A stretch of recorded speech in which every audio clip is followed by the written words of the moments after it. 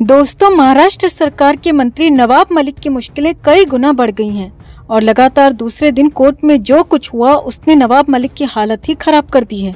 2 मार्च को Bombay high court में मामला चला तो 3 मार्च को पीएमएलए कोर्ट में मामला चला और पीएमएलए कोर्ट में 2 घंटे में नवाब मलिक का काम तमाम हो गया और अस्पताल जाना उन्हें भारी पड़ गया, क्योंकि एक बार फिर से कोर्ट ने नवाब मलिक को ईडी के हवाले कर दिया है। एक बार फिर से नवाब मलिक को ईडी रिमांड पर भेज दिया गया है।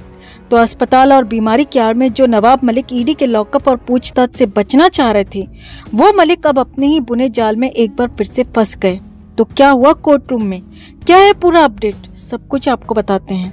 आप भी वीडियो को लाइक और शेयर कर अपना प्यार और सपोर्ट दिखाएं और कमेंट में अपनी बात अपनी राय जरूर रखें। चैनल को सब्सक्राइब कर चैनल के साथ जुड़कर हमारी आवाज बने। तो महाराष्ट्र के ताकतवर मंत्री नवाब मलिक बेहद असहाय नजर आ रहे हैं, क्योंकि राहत कहीं से भी नहीं मिल रही, उल्टा उनकी आफत पर आफत बढ़ती जा रही है। हालात तो ये हो गए कि नवाब मलिक को कोर्ट से भी कोई राहत नहीं मिली। नवाब मलिक की रिमांड 3 मार्च को खत्म हो गई और उन्हें पीएमएलए कोर्ट में पेश किया गया, जहां ईडी ने 6 दिन की और रिमांड मांगी। हालांकि नवाब मलिक के वकील ने ईडी की इस मांग का विरोध किया और कोर्ट में इसे लेकर काफी हंगामा भी हुआ, जिसके बाद आखिर में कोर्ट ने बड़ा फैसला सुनाते हुए नवाब मलिक को 7 मार्च तक के लिए एक बार फिर से ईडी रिमांड पर भेज दिया है। यानी कि कोर्ट ने एक बार फिर से नवाब मलिक को ईडी के हवाले कर दिया है।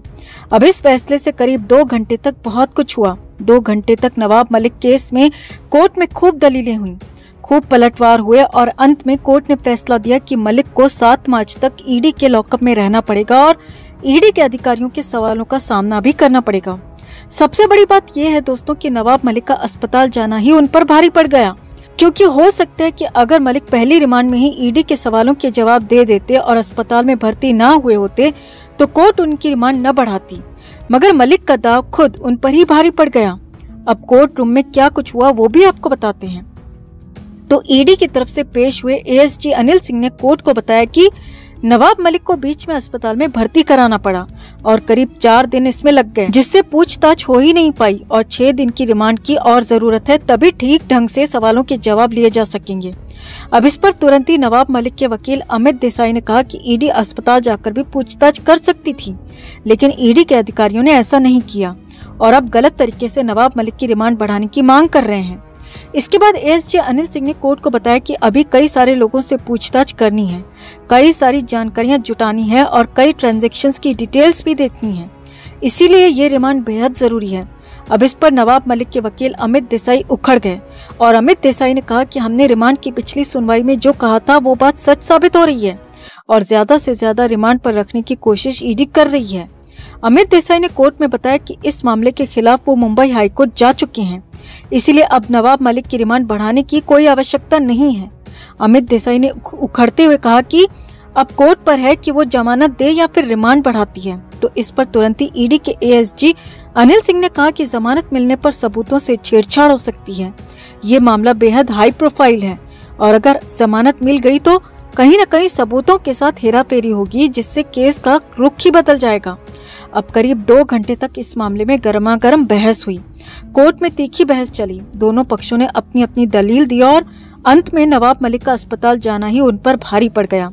नवाब मलिक के अस्पताल में लगे वही 4 दिन यहाँ कोर्ट ने आगे बढ़ा दिए और 3 मार्च के बाद 7 मार्च तक के लिए नवाब मलिक को रिमांड पर भेज दिया। अब नवाब मलिक को लॉकअप के बजाय अस्पताल में ज्यादा आराम मिला था।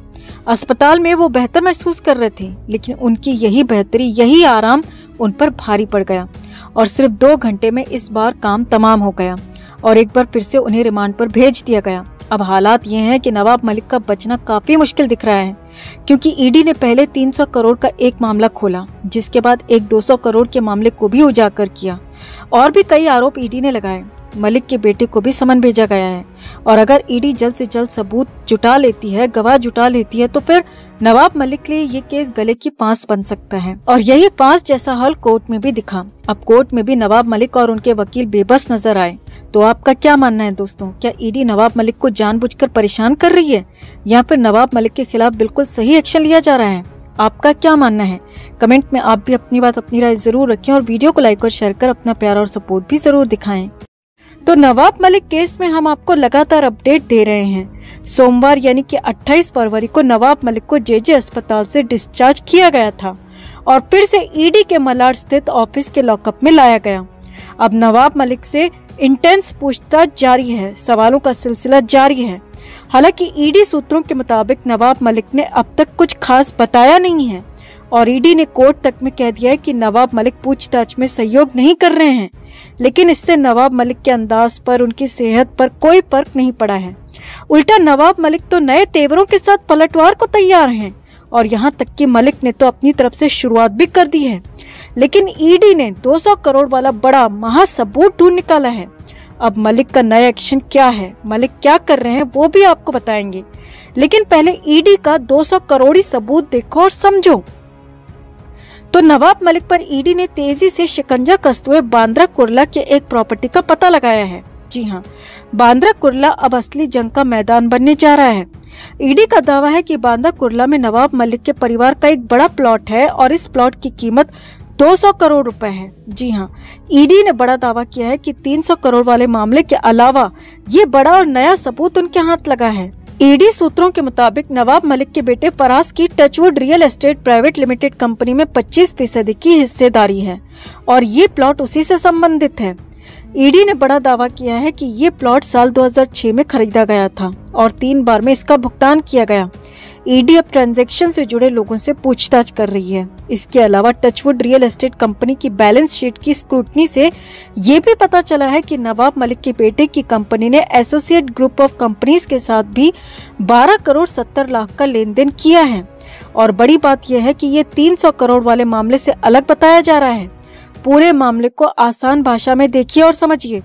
ईडी का साफ कहना है कि नवाब मलिक ने इन महंगे महंगे प्लॉट्स को, प्रॉपर्टीज को बेहद कम कीमत पर खरीदा और अब इनमें से किसी की कीमत 300 करोड़ है तो किसी की कीमत 200 करोड़, लेकिन इन्हें 1 करोड़ से भी कम की कीमत पर खरीदा गया, ऐसा ईडी का कहना है।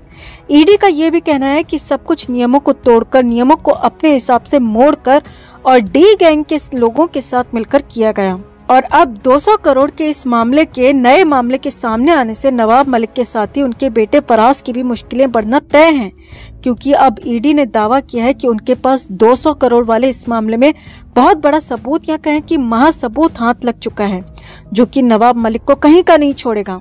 वहीं नवाब मलिक भी कहाँ चुप रहने वाले थे। नवाब मलिक भी अपनी तरफ से लगातार पलटवार कर रहे हैं। नवाब मलिक ईडी के खिलाफ अब बॉम्बे हाईकोर्ट पहुंच चुके हैं।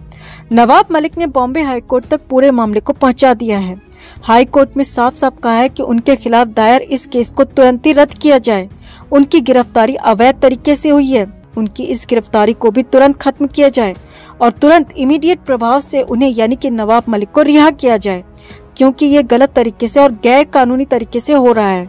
नवाब मलिक ने बॉम्बे हाईकोर्ट में अपने वकील के जरिए ये सारी बातें कही।